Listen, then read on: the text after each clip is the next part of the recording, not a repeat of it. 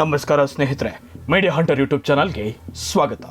ಕಲ್ಕಿಗಾಗಿ ಕಾಯುತ್ತಿರುವ 7 ಚಿರಂಜೀವಿಗಳು ಯಾರು ಗೊತ್ತಾ?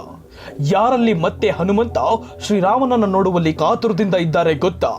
ಇನ್ನು ತ್ರೇತಾಯುಗದ ರಾವಣ ಸಹೋದರನೂ ಸಹ ಕಾಯುತ್ತಿದ್ದಾನೆ ಕಲ್ಕಿಯ ಅವತಾರಕ್ಕಾಗಿ.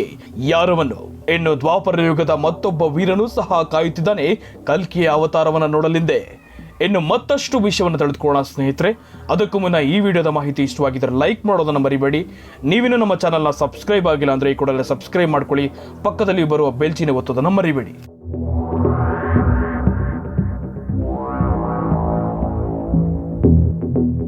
ಸ್ನೇಹಿತರೆ, ಸಾವಿರಾರು ವರ್ಷಗಳಿಂದ ಮಹಾವಿಷ್ಣುವಿನ ಕೊನೆಯ ಅವತಾರ ಅಂದ್ರೆ 10ನೆಯ ಅವತಾರವಾದ ಕಲ್ಕಿ ಅವತಾರಕ್ಕೆಂದೇ ಕಾಯುತ್ತಿದ್ದಾರೆ 7 ಚಿರಂಜೀವಿಗಳು.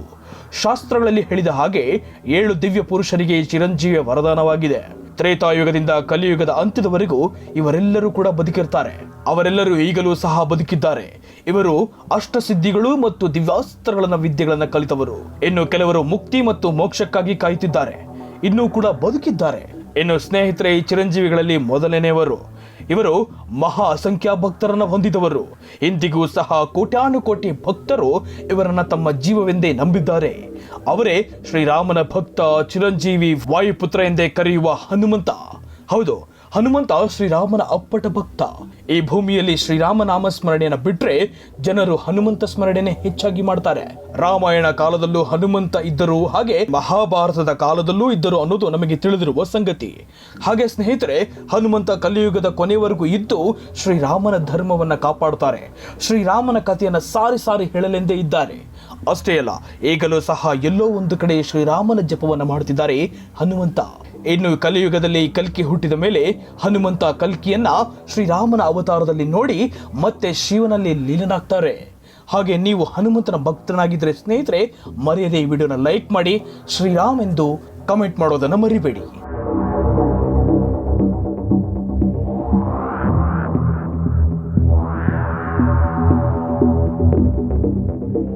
ಇನ್ನು 2ನೆಯ ಚಿರಂಜೀವಿ ಎಂದ್ರೆ ಮಹಾಪುರುಷನಾದ ಪರಶುರಾಮರು. ಮಹಾವಿಷ್ಣುವಿನ 6ನೇ ಅವತಾರಿಯಾಗಿದ್ದವರು. ಇನ್ನು ಪರಶುರಾಮರು ಭೀಷ್ಮರಿಗೆ, ಕರ್ಣನಿಗೆ ಮತ್ತು ದ್ರೋಣಾಚಾರ್ಯರಿಗೆ ಗುರುವಾಗಿದ್ದವರು. ಇನ್ನು ಪರಶುರಾಮರು 21 ಬಾರಿ ವಿಶ್ವ ಪರ್ಯಟನೆ ಮಾಡಿ ಕ್ಷತ್ರಿಯರನ್ನ ನಿರ್ನಾಮ ಮಾಡಿದವರು. ಇನ್ನು ಪೌರಾಣಿಕ ಕಥೆಯ ಪ್ರಕಾರ ಕಲ್ಕಿಗೆ ಪರಶುರಾಮನೇ ಗುರುವಾಗಿರ್ತಾರೆ. ಇನ್ನು ಇವರು ಮಹೇಂದ್ರಗಿರಿಯ ಪರ್ವತದಲ್ಲಿ ಕಲ್ಕಿಗಾಗಿಯೇ ಕಾಯುತ್ತಿದ್ದಾರೆ. ಇನ್ನು 3ನೆಯ ಚಿರಂಜೀವಿಗಳಲ್ಲಿ ಇವರು ಅಶ್ವತ್ಥಾಮ. ಇವರು ಮಹಾಭಾರತದ ಅಪ್ರತಿಮ ವೀರನಾಗಿದ್ದವರು. ಅಶ್ವತ್ಥಾಮ ಗುರು ದ್ರೋಣಾಚಾರ್ಯನ ಮಗನಾಗಿದ್ದರು. ಇಂದಿಗೂ ಸಹ ಭೂಮಿಯಲ್ಲಿ ಇವರು ಬದುಕಿದ್ದಾರೆ ಎಂದು ತಿಳಿಯಲಾಗಿದೆ. ಮಹಾಭಾರತದ ಕುರುಕ್ಷೇತ್ರ ಯುದ್ಧ ನಡೆಯುತ್ತಿರುವಾಗ ಆಗ ಇವರು ಕೌರವ ಸೇನೆಯಲ್ಲಿರ್ತಾರೆ.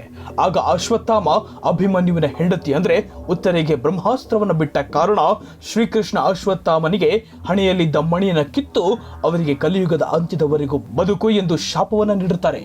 ಈಗಲೂ ಸಹ ಮಧ್ಯಪ್ರದೇಶದ ಒಂದು ಶಿವನ ದೇವಸ್ಥಾನಕ್ಕೆ ಬಂದು ಪೂಜೆಯನ್ನ ಮಾಡ್ತಿರೋದನ್ನ ನಾವು ಕೇಳಿರ್ತೀವಿ.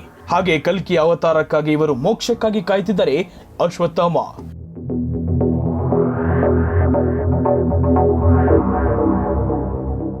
ಇನ್ನು 4ನೆಯ ಚಿರಂಜೀವಿಯಾದ ವೇದವ್ಯಾಸರು. ಇವರು 4 ವೇದಗಳು, 18 ಪುರಾಣಗಳು, ಮಹಾಭಾರತವನ್ನ, ಶ್ರೀಮದ್ ಭಾಗವತ ಗೀತವನ್ನ ಬರೆದವರು. ದೊಡ್ಡ ತಪಸ್ವಿಯಾದುದರಿಂದ ಇವರು ಸಹ ಕಲಿಯುಗದ ಅಂತ್ಯದವರೆಗೂ ಬದುಕಿರ್ತಾರೆ ಮತ್ತು ತಪಸ್ಸನ್ನ ಮಾಡುತ್ತಾ ಕಲ್ಕಿಗಾಗಿ ಕಾಯುತ್ತಿದ್ದಾರೆ. ಇನ್ನು 5ನೇ ಚಿರಂಜೀವಿಯಾದ ವಿಭೀಷಣ. ಇನ್ನು ರಾವಣ ಸೀತಾದೇವಿಯನ್ನು ಅಪಹರಿಸಿದ್ದಾಗ ಶ್ರೀರಾಮನ ಶತ್ರುವನ್ನ ಸಂಹರಿಸಲೆಂದೇ ಸಹಾಯವನ್ನು ಮಾಡಿದ್ರು ವಿಭೀಷಣ. ಈ ಕಾರಣದಿಂದಲೇ ಲಂಕಾದಿಂದ ವಿಭೀಷಣನ ಹೊರಹಾಕಿದ್ದ ರಾವಣ. ಆಗ ವಿಭೀಷಣ ಶ್ರೀರಾಮನ ಸೇವೆಯಲ್ಲಿ ನಿರತರಾಗ್ತಾರೆ. ನಂತರ ಅವರನ್ನ ಚಿರಂಜೀವಿಯ ವರವನ್ನ ನೀಡುತ್ತಾರೆ ಶ್ರೀರಾಮ. ಇವರು ಸಹ ಕಲಿಯುಗದ ಅಂತ್ಯದವರೆಗೂ ಬದುಕಿ ಕಲ್ಕಿಯನ್ನು ನೋಡಲೆಂದೇ ಕಾಯುತ್ತಿದ್ದಾರೆ.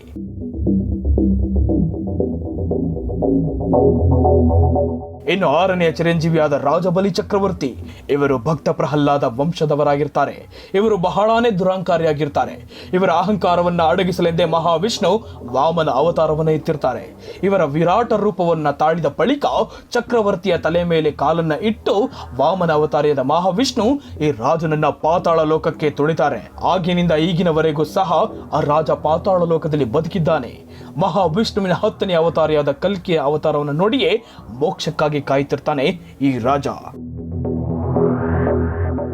ಇನ್ನು 7ನೇ ಚಿರಂಜೀವಿಯಾದ ಕೃಪಾಚಾರ್ಯರು.